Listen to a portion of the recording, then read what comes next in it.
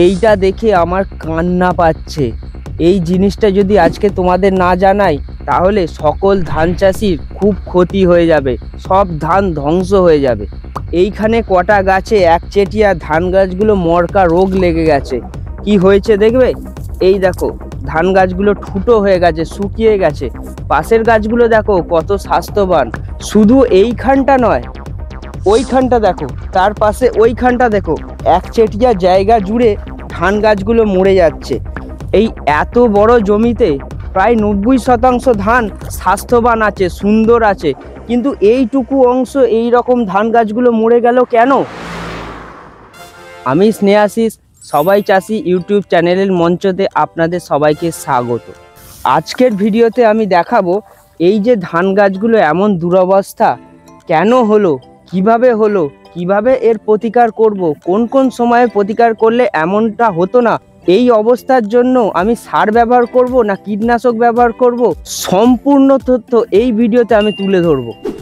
এই গাছটা এমন অবস্থা কেন হলো, আসো একটা আনহেলদি গাছ তুলে দেখাই, নাহলে তোমাদের ঠিক বোঝাতে পারবো না। কাছে এসো। এই যে গাছটা তুমি দেখতে পেয়েছো, এর সমস্যা এইখানে, এই শিকড়ে। দেখতে পাচ্ছ কেমন এই শিকড়গুলো খারাপ হয়ে গেছে? এক ফোঁটা শিকড় নেই, সবগুলোই আনহেলদি শিকড়, একদম মরো অবস্থার। গাছটার উপরে অবস্থা তো দেখতেই পাচ্ছ। অ্যাকচুয়ালি এই জিনিসটা হয়েছে কি জানো, এই মাটির নিচে এক ধরনের কৃমি আছে। এই একচেটিয়া অংশ জুড়ে ওই কৃমিগুলো এই গাছের শিকড়গুলো খেয়ে নষ্ট করে দিচ্ছে। এগুলো কেঁচো নয়, কেঁচোর সঙ্গে গুলিয়ে ফেলবেন না। কেঁচো হচ্ছে চাষির বন্ধু, কেঁচো আমাদের মাটিতে উপকার করে। দাঁড়াও ভালো করে বোঝাই। এই গাছের গোড়ায় এক ঝাঁক কৃমি ঝাঁকে ঝাঁকে এসে জড়ো হবে, তাদের খাবার হলো এই গাছের শিকড়। গাছের মূল উপাদান হচ্ছে এই শিকড়। যেহেতু শিকড়টাই খেয়ে নষ্ট করে দিচ্ছে, গাছটা বাড়বে কিভাবে? গাছটা এইভাবে মরকুটে হয়ে যাচ্ছে। প্রথমে একটা গাছে খাবে, তারপর সেখান থেকে বংশ বিস্তার করে পাশের গাছে যাবে। এইভাবে করতে করতে একচেটিয়া এলাকা এখন এরকম হয়ে গেছে। এবার সঠিক সময়ে আমি কি করব, এটার আসল প্রতিকার কি এবার বোঝাই। এই গাছের গোড়ায় কৃমি জমেছে, বুঝবে কি করে? এই আশেপাশে গাছগুলো দেখো কত পরিষ্কার, আর এই গাছগুলো কি রকম অবস্থা। দুটোর মধ্যে একটা ডিফারেন্স লক্ষ্য করবে। যখন গাছগুলোর এমন অবস্থা দেখবো, তখন ওই গাছটাকে উবড়ে দেখতে হবে গাছের শিকড়ে। তখন তুমি খালি চোখে দেখতে পাবে গাছের গোড়ায় কৃমিগুলো ঘুরছে বা কৃমিগুলো আটকে আছে।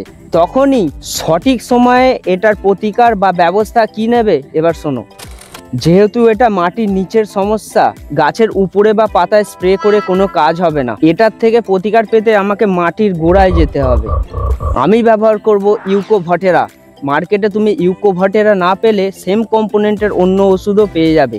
এটা কিন্তু স্প্রে নয়, এটা একটা সার জাতীয় কীটনাশক, যেটাকে গাছের গোড়ায় ছড়িয়ে দিতে হবে। পুরো জমিতে ছড়াতে হবে না, যেটুকু অংশ ক্ষতিগ্রস্ত হয়েছে সেইটুকু অংশে আমাকে ছড়িয়ে দিতে হবে। তাহলে এই কীটনাশকটা কতটা ছড়াবো?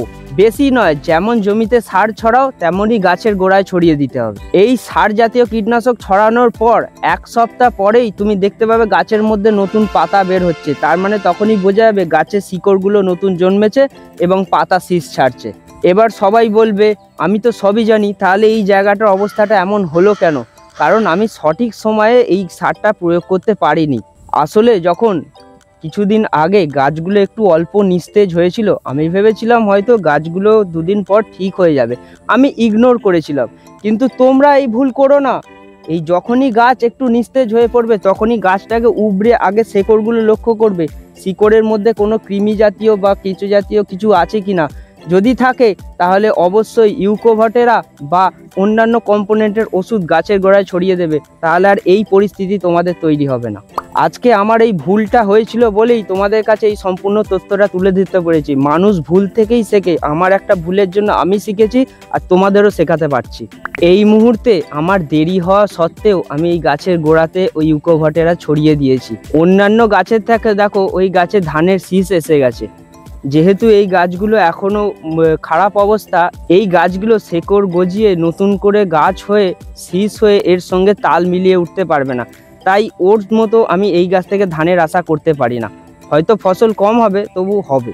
নিজের সমস্যার সমাধান নিজের হাতেই। একটি চাষির ক্ষতি হওয়া মানে সবারই ক্ষতি, কারণ সবার পেটে ভাত পৌঁছাবে না। আর এতক্ষণ টিকে থাকার জন্য আপনাদের সবাইকে ধন্যবাদ। আমাদের চ্যানেলটিকে যদি ভালো লেগে থাকে তাহলে সাবস্ক্রাইব করুন, আর ভিডিওটিকে ভালো লেগে থাকলে আমাদের ভিডিওটিকে লাইক করুন, কমেন্ট করুন এবং প্রচুর পরিমাণে শেয়ার করুন। আজকের পর্যন্ত এই পর্যন্ত, টাটা। আমাদের ধান জমিতে আপনাকে স্বাগত।